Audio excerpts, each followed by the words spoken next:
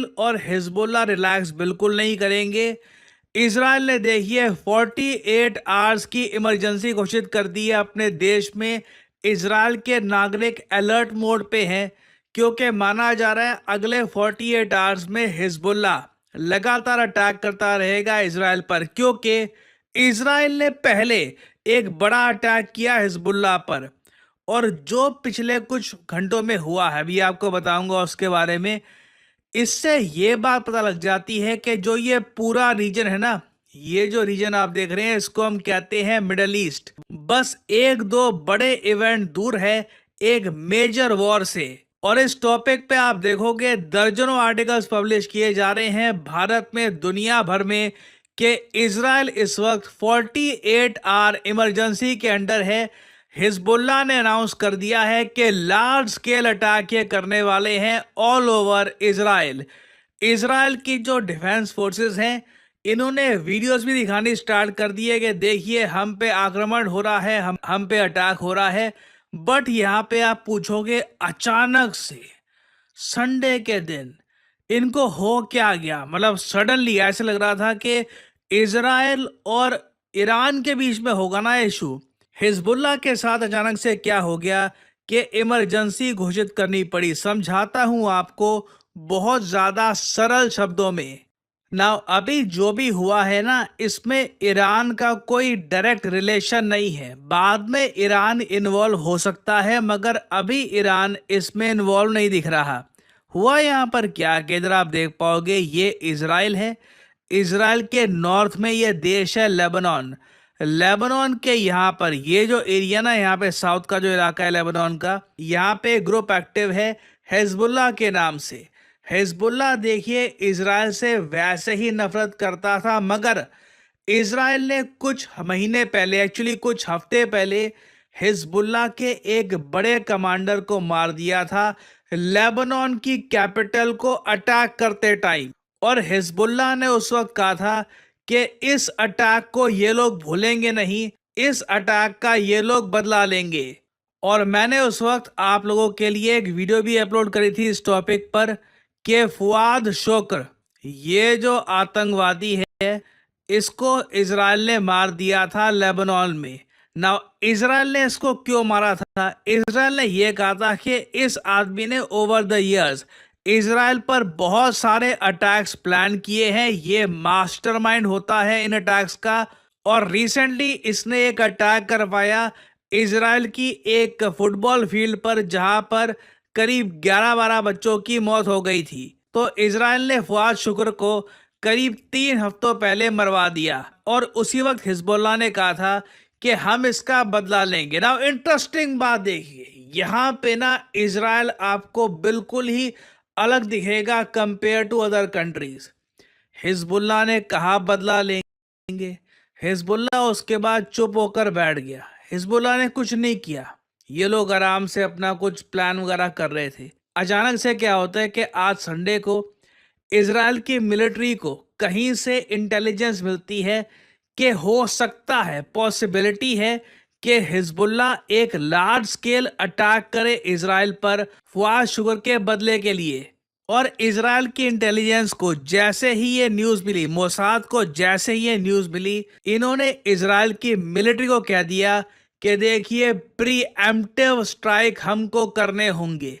इससे पहले कि हिजबुल्लाह हम पे अटैक करने शुरू कर देना, पहले उन पे अटैक करो और जो लोकेशंस हैं जहां से ये लोग मिसाइल्स बरसाएंगे, हम पे अटैक करेंगे, पहले ही उनको डिस्ट्रॉय कर दो। और इजराइल ने संडे को सुबह सुबह प्री एम्प्टिव स्ट्राइक करने स्टार्ट कर दिए लेबनान पर। और जो ये इजराइल की पॉलिसी है ना प्रीएम्प्टिव स्ट्राइक करने की, कि दुश्मन हम पे अटैक करे उससे पहले दुश्मन को ही अटैक कर दो, ये बहुत डेंजरस है। और मैं आपको बता दूं किसी दिन न्यूज़ आ सकती है कि इजराइल की एयरफोर्स ने लार्ज स्केल अटैक किया है तेहरान पर और ईरान के बाकी इलाकों पर। इजराइल ये सब कर सकता है सिर्फ यही कहकर कि हमें लगा, हमें कहीं से रिपोर्ट आई कि ईरान हम पे अटैक करने वाला है, तो हमने पहले ही प्री एम्प्टिव स्ट्राइक कर दी। खैर ईरान का केस अभी थोड़ा दूर है, अभी हम बात करते हैं लेबनान की। इजराइल ने देखिए लेबनान पे बमबारी करनी शुरू कर दी। इन्होंने सोचा कि हिजबुल्लाह बिल्कुल डर जाएगा, हिजबुल्लाह अब अटैक नहीं करेगा, बट सडनली हिजबुल्लाह ने वापस फायर करना स्टार्ट कर दिया इजराइल की तरफ। और इजराइल ये देखकर सरप्राइज था कि जो ये प्रिएम्प्टिव स्ट्राइक की पॉलिसी थी, ये इतना इसने काम किया नहीं।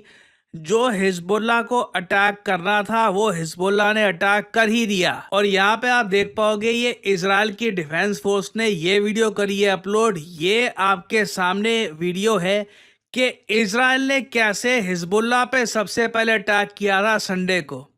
ये कह रहे हैं कि हिजबुल्लाह के जो लॉन्चर्स थे उनको उन्होंने इस तरीके से यहाँ पर डिस्ट्रॉय कर दिया।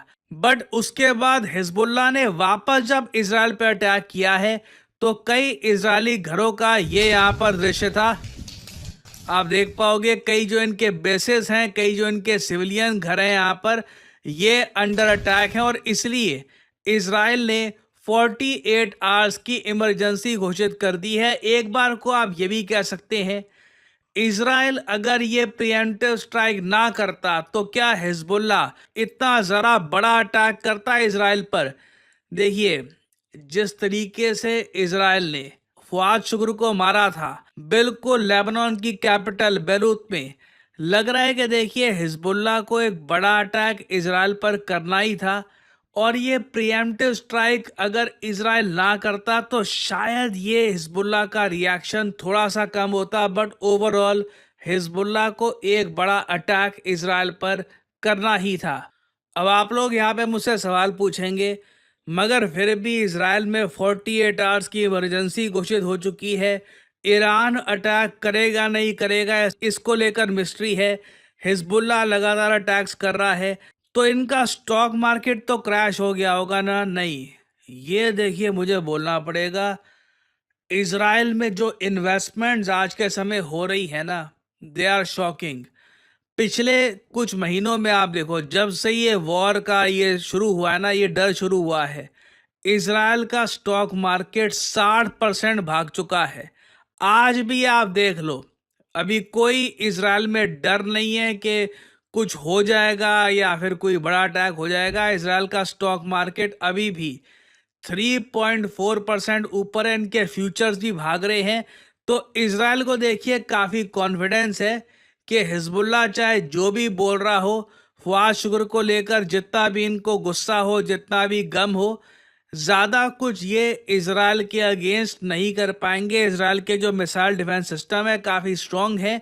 और साथ में इन केस अगर कुछ लैंड इन्वेजन का डर आता भी है तो उस केस में यूएस कंप्लीट बैकिंग देगा इजराइल को। तो सिंस इजराइल के स्टॉक मार्केट ने रिएक्ट किया नहीं है, लगता नहीं है कि ग्लोबल स्टॉक मार्केट भी इस जियोपॉलिटिकल इवेंट पे रिएक्ट करेगा। ठीक है, ये 320 रॉकेट्स बरसा रहे हैं इजराइल पर, कुछ रॉकेट्स इजराइल पर गिर भी रहे हैं, but overall Israel is very much safe. कुछ यहाँ पे ऐसा नहीं है कि इजराइल खतरे में आ चुका है। हाँ, अगर ये न्यूज़ आ जाती है सुबह, मैं अभी भी आपको कहूँगा एक बड़ा जियोपॉलिटिकल इवेंट ये होना बाकी है कि ईरान किसी दिन सुबह उठकर ये डिक्लेयर कर सकता है कि इन्होंने भी जिस तरीके से इंडिया ने पोखरण में न्यूक्लियर टेस्ट किया था, इन्होंने भी अंडरग्राउंड न्यूक्लियर टेस्ट कर दिया है और इनके पास अब न्यूक्लियर वेपन आ चुके हैं। जब ईरान वो डिक्लेयर करेगा तब देखिए प्रॉब्लम हो सकती है, तब दुनिया पैनिक में आ सकती है। अभी के लिए ये मैं कहूँगा कि ऑलमोस्ट एक इशू जो पेंडिंग था कि हिजबुल्लाह कब बदला लेगा अपने कमांडर की डेथ का, ये काफ़ी हद तक सुलझ चुका है। ये लोग अटैक करेंगे कुछ दिन तक, उसके बाद ठंडे होकर बैठ जाएंगे। और